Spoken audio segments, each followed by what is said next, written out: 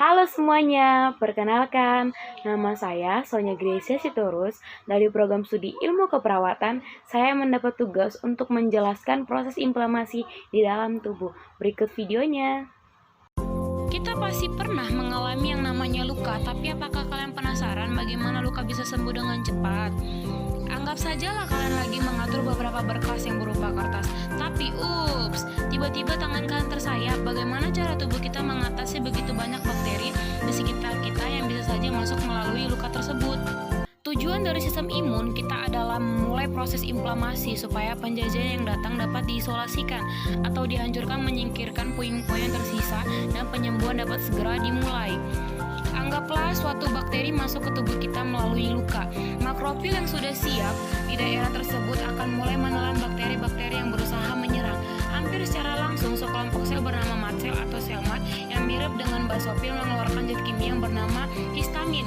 Zat ini memicu dilandasi pembuluh darah di daerah tersebut, sehingga jumlah darah yang menuju daerah itu akan meningkat, yang berarti jumlah sel darah putih yang datang ke lokasi itu akan meningkat. Histamin juga mempunyai efek yang meningkatkan permeabilitas kapiler, yang berarti pori kapiler tersebut akan melebar dan sel darah putih sehingga dapat keluar, dan pembuluh darah lebih mudah membantu teman seperjuangan yang sudah bertarung terlebih dahulu, dan terjadilah reaksi pembengkakan secara medis yang dikenal dengan edema.